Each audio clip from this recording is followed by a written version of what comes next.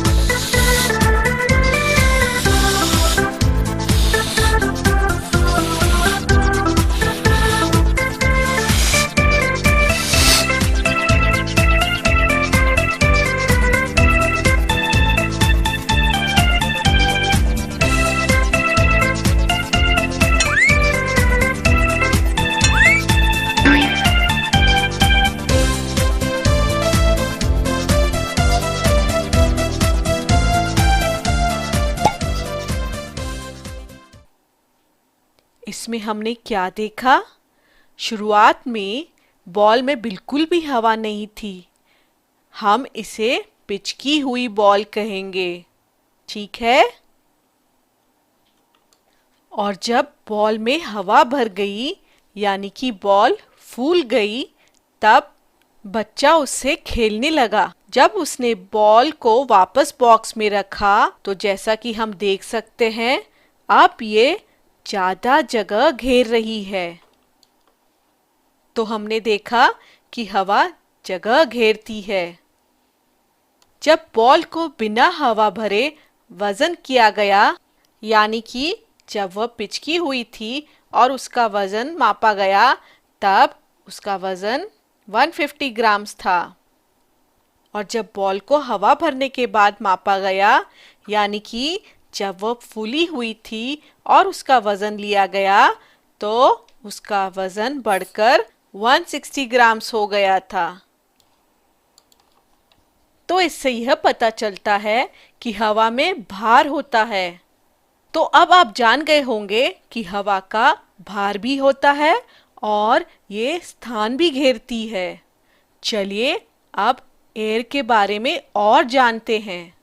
अब तक आप ये जानते हैं कि हमें ऑक्सीजन की जरूरत सांस लेने के लिए होती है। इसकी जरूरत और किस काम के लिए होती है? चलिए पता करते हैं। हम 2 मोमबत्ती और एक कांच का गिलास लेते हैं। दोनों मोमबत्ती को जलाते हैं और उनमें से एक को कांच के गिलास से ढक देते हैं। कुछ देर बाद जिस मोमबत्ती को हमने ढक दिया था, वह बुझ जाती है। लेकिन ऐसा क्यों हुआ? यहाँ हमने देखा कि एयरमैन दोनों मोमबत्ती के आसपास चक्कर लगा रहा है और मोमबत्तियां जल रही हैं। जब एक मोमबत्ती को ढक दिया, तब एयरमैन मोमबत्ती तक नहीं पहुंच पा रहा था।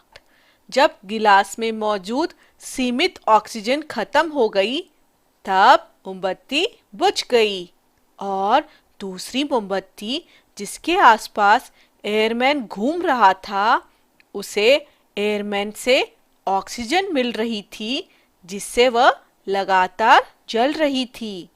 तो हमने देखा कि आग जलाने के लिए भी ऑक्सीजन की जरूरत होती है और एयरमैन ऑक्सीजन प्रदान करता है। तो ना सिर्फ सांस लेने के लिए, बल्कि आग जलाने के लिए भी ऑक्सीजन की जरूरत होती है। संक्षिप्त में, तो अब आप हवा यानी कि एयर के गुणों के बारे में जानते हैं। हवा में भार होता है और हवा स्थान घेरती है। साथ ही ना सिर्फ सांस लेने के लिए, बल्कि आग जलाने के लिए भी ऑक्सीजन मिली हुई हवा की जरूरत होती है। अभी के लिए इतना ही। बाय बाय बच्चों।